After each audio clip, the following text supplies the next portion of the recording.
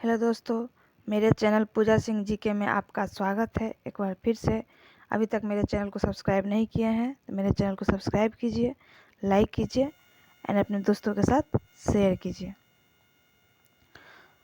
दोस्तों, ये हम यूजीसी नेट सीटीईटी टीईटी से रिलेटेड क्वेश्चन लेके हम आए हैं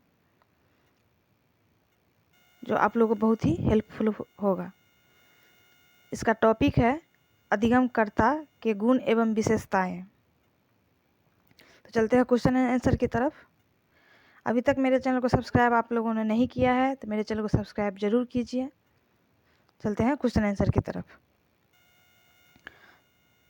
तो दोस्तों, क्वेश्चन नंबर 1, बालक का सामाजिक विकास प्राथमिक रूप से निर्भर करता है किस चीज पे? इसका ऑप्शन दिया हुआ है। इसका सही आंसर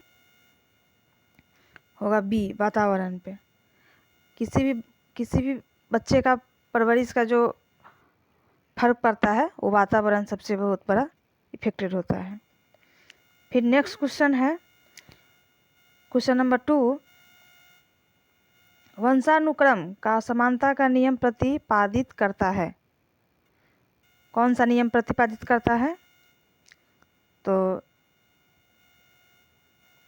ए जैसे माता पिता वैसे ही उनके बच्चे, या बी माता पिता ठीक उसके विपरीत उनके बच्चे, या सी जैसे माता पिता थोड़े थोड़े मिलते जुलते बच्चे, या कुछ कह नहीं सकते हैं। तो इसका सही आंसर है ए, जैसे माता पिता वैसे बच्चे होते हैं। इसका सही आंसर है ए। फिर नेक्स्ट क्वेश्चन है क्वेश्चन नंबर 3, प्रायः जब बालक अपने माता पिता की विपरीत विशेषताओं के अनुरूप होते हैं तो उन पर वंशानुक्रम का सिद्धांत लागू होता है। कौन सा सिद्धांत लागू होता है?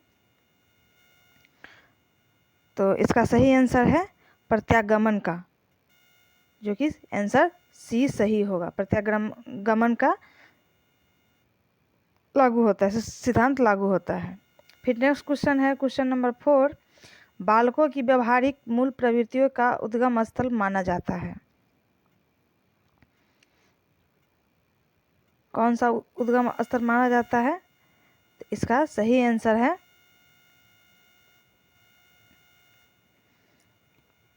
ऑप्शन नंबर ए, वंशानुक्रम को।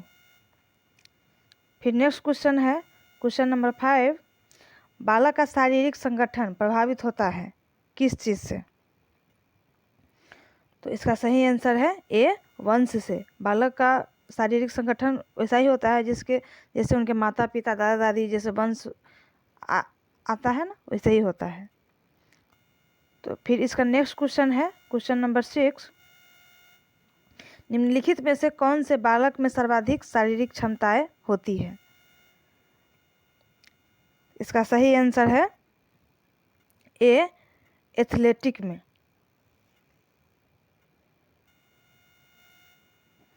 इसका सही आंसर ए है।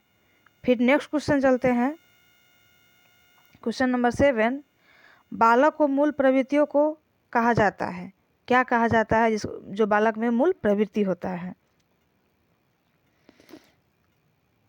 इसका सही आंसर है सी, जन्मजात प्रवृत्तियाँ। जो उसकी बालक की जो मूल प्रवृत्ति होता है उसका जन्मजात होता है, क्योंकि जन्म से ही होता है, उनके पेरेंट्स पे आता है, पेरेंट्स से आता है। तो ये होगा आंसर सी, जन्मजात प्रवृत्तियाँ। फिर नेक्स्ट क्वेश्चन है क्वेश्चन नंबर 8, विभिन्न मनुष्य प्रजातियों में पाए जाने वाला विभेद परिणाम है। कौन सा परिणाम है? तो इसका ऑप्शन दिया हुआ है 4, वंशानुक्रम का, पर्यावरण का, उपयुक्त दोनों का, इनमें से कोई नहीं। तो इसका सही आंसर है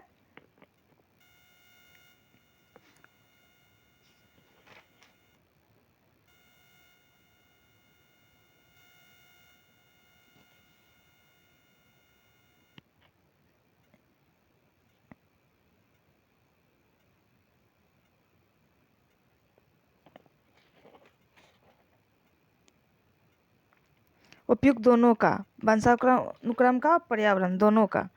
इसका सही आंसर सी होगा। फिर नेक्स्ट क्वेश्चन है क्वेश्चन नंबर 9, मूल प्रवृत्तियां दृष्टिगोचर होती है। इसका सही आंसर है मानव एवं पशु पक्षियों में। ऑप्शन नंबर सी इसका सही आंसर है।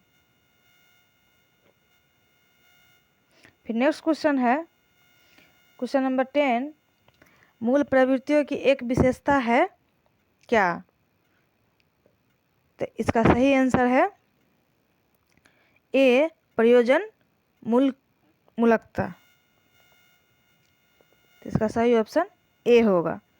फिर नेक्स्ट क्वेश्चन है क्वेश्चन नंबर 11, पलायन मूल प्रवृत्ति की अभिव्यक्ति होती है। पलायन मूल प्रवृत्ति की अभिव्यक्ति होती है। इसका सही आंसर है ऑप्शन नंबर सी, भय के अनुभव करने पर। भय को जितना अनुभव कीजिएगा उतना भय लगता है, तो वही इसका सही आंसर सी है। फिर नेक्स्ट क्वेश्चन है क्वेश्चन नंबर 12, अन्य व्यक्तियों के अनुभवों की अनुभूति करके व्यवहार करने की प्रक्रिया का नाम है, क्या नाम है? दूसरे व्यक्तियों को जो अनुभव की हुई अनुभूति करने व्यवहार करने की प्रक्रिया का नाम क्या है? तो इसका सही ऑप्शन है ए, सहानुभूति। इसका सही आंसर है ए, सहानुभूति। फिर नेक्स्ट क्वेश्चन है, बालकों में अधिगम संबंधी योग्यताओं का विकास होता है। क्या चीज़ का विकास होता है बालक में? तो इसका सही आंसर है ए, रचनात्मक क्रियाकलाप के माध्यम से बच्चों में ज़्यादा विकसित होता है। कोई भी काम को बच्चे जब तक रचता नहीं है, उसको करता नहीं है, समझता नहीं है, तब तक विकास नहीं होता है। तो रचनात्मक क्रियाकलाप के माध्यम से जब बच्चों में ज़्यादा विकास होती है। फिर नेक्स्ट क्वेश्चन है क्वेश्चन नंबर 14, बालक में अधिगम उन्नयन की प्राथमिक अवस्था है। इसका सही आंसर है ए, अनुकरण। बच्चे अनुकरण बहुत ज़्यादा करते हैं, बड़े का अनुकरण। फिर नेक्स्ट क्वेश्चन है क्वेश्चन नंबर 15, खेल एक ऐसी प्रक्रिया है जिसका उपयोग किया गया है। उपयोग क्या चीज़ का किया गया है? तो इसका सही आंसर है बालकों को सिखाने में। बालक को खेल खेल में ज़्यादा सीखता है। कोई भी बच्चा खेल खेल में ज़्यादा सीखता है, तो इसका सही आंसर हो जाएगा, सही आंसर है सी, बालकों को सिखाने में। फिर नेक्स्ट क्वेश्चन है क्वेश्चन नंबर 16, खेल आधारित शिक्षण विधियों का जनक है। इसका सही आंसर है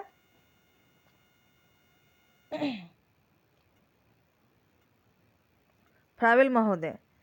फ्रावेल महोदय ने कहे थे कि खेल आधारित शिक्षण विधियों से बच्चों को ज़्यादा सीख मिलती है। इसका सही आंसर है ए, फ्रावेल महोदय ने। फिर नेक्स्ट क्वेश्चन है क्वेश्चन नंबर 17, बालकों के सीखने पर सर्वाधिक प्रभाव पड़ता है। क्या चीज़ का प्रभाव पड़ता है? इसका सही आंसर है प्रेरणा का प्रभाव पड़ता है बालकों पे। फिर नेक्स्ट क्वेश्चन है क्वेश्चन नंबर 18, बाल्यावस्था की एक प्रमुख विशेषता है। आप लोग बाल्यावस्था पढ़े ही हैं, तो बाल्यावस्था की एक प्रमुख विशेषता क्या है? तो बाल्यावस्था की कई विशेषता है, बहुत सारी विशेषता है। उसमें से ऑप्शन में जो दिए हुए हैं, ए, यथार्थवादी दृष्टिकोण, अपेक्षाकृत स्थिर विकास प्रक्रिया, अधिगम की तीव्रता। तो बाल्यावस्था में बच्चे अधिगम का तीव्रता भी रहता है। इसका सही आंसर होगा डी, उपयुक्त सभी। ये सभी ऑप्शन बाल्यावस्था की प्रमुख विशेषता है। फिर नेक्स्ट क्वेश्चन है क्वेश्चन नंबर 19, किशोरावस्था के बालकों की अधिकांश समस्याएं जन्म लेती है। किशोरावस्था में बच्चों की बहुत सारी समस्या जन्म लेती है। इसमें से कौन से सबसे ज़्यादा लेती है?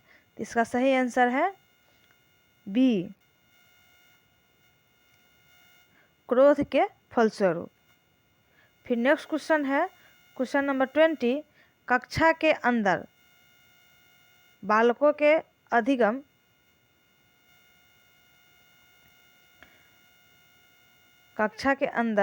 के अधिगम पर सर्वाधिक प्रभाव दृष्टिगोचर होता है। इसका सही आंसर है बी, कक्षा का मनोवैज्ञानिक वातावरण। फिर नेक्स्ट क्वेश्चन है क्वेश्चन नंबर 21, प्रायः मानसिक थकान की स्थिति में एक व्यक्ति अनुभव कर सकता है। प्रायः मानसिक थकान की स्थिति में एक व्यक्ति अनुभव कर सकता है। क्या अनुभव कर सकता है? आप लोग भी इसका आंसर जानते ही होइएगा। तो इसका सही आंसर है सभी, क्योंकि मानसिक स्थिति में मानसिक दुर्बलता का भी, अवधान निष्क्रियता का भी स्वभाव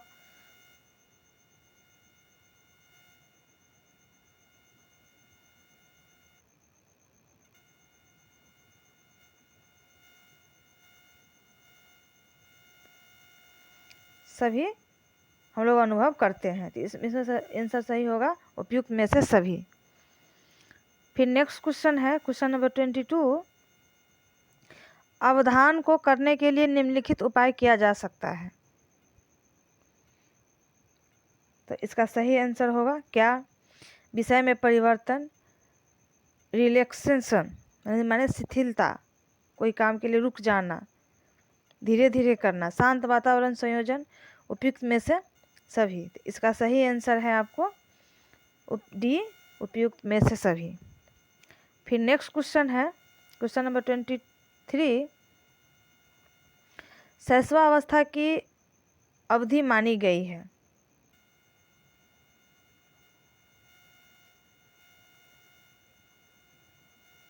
शैशवावस्था की अवधि कितने से कितने वर्ष तक मानी गई है? तो इसका सही आंसर है 0 से 6 वर्ष तक। जन्म से लेकर के 6 वर्ष तक को शैशवावस्था के रूप में लिया गया है। तो इसका सही आंसर है बी। फिर नेक्स्ट क्वेश्चन है 24, बाल विकास को प्रभावित करने वाला प्रमुख कारक है। क्या है प्रमुख कारक? इसका सही आंसर है ए, वंशानुक्रम। क्योंकि बालकों में जो सबसे बड़ी प्रभावित करने वाला कारक है वो वंशानुक्रम है, जो आपको जेनेटिक होता है। फिर नेक्स्ट क्वेश्चन है क्वेश्चन नंबर 25, किशोरावस्था किस काल को कहते हैं? कितना से कितना एज तक को किशोरावस्था कहा जाता है? तो इसका सही आंसर है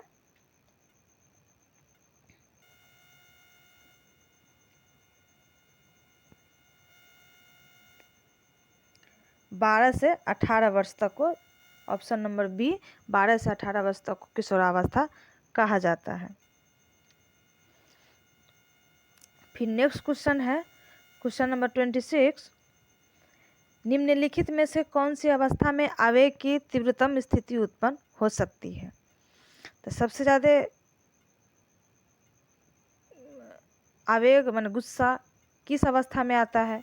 आप लोग भी जानते ही होइएगा, क्योंकि हम लोग जितना भी ज़्यादातर आदमी गुस्सा होता है, जब बालक ज़्यादा गुस्सा होता है वो किशोरावस्था में ही होता है। तो इसका सही आंसर है ए, किशोरावस्था में। फिर नेक्स्ट क्वेश्चन है क्वेश्चन नंबर 27, निम्नलिखित में से कौन सा काल को संघर्ष काल कहा जाता है?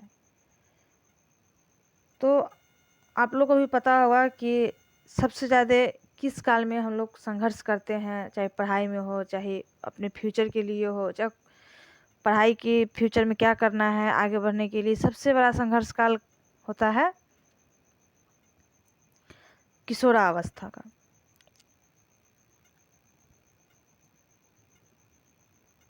तो इसका सही आंसर है बी, किशोरावस्था। किशोरावस्था में हम लोग बहुत ही संघर्ष करते हैं। और किशोरावस्था का अवधि आप लोग को पता है कि 12 से 18 वर्ष तक को किशोरावस्था कहा जाता है। फिर नेक्स्ट क्वेश्चन है क्वेश्चन नंबर 28। किशोरावस्था बड़े संघर्ष, तनाव, तूफान एवं विरोधी की अवस्था है। यह कथन किसका है? किशोरावस्था बड़े संघर्ष, तनाव, तूफान मतलब विरोधी का अवस्था, ये किसका कथन है? तो इसका सही आंसर है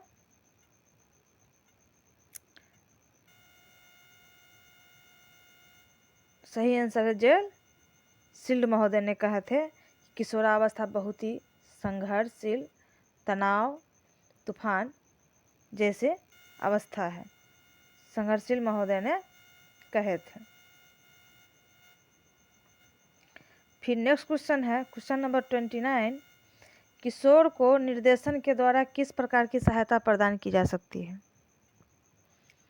हम किशोरों बालकों को, जो किशोरावस्था में जो बालक है, उनको हम कैसा निर्देशन दे करके कुछ सहायता कर सकते हैं, ये इसमें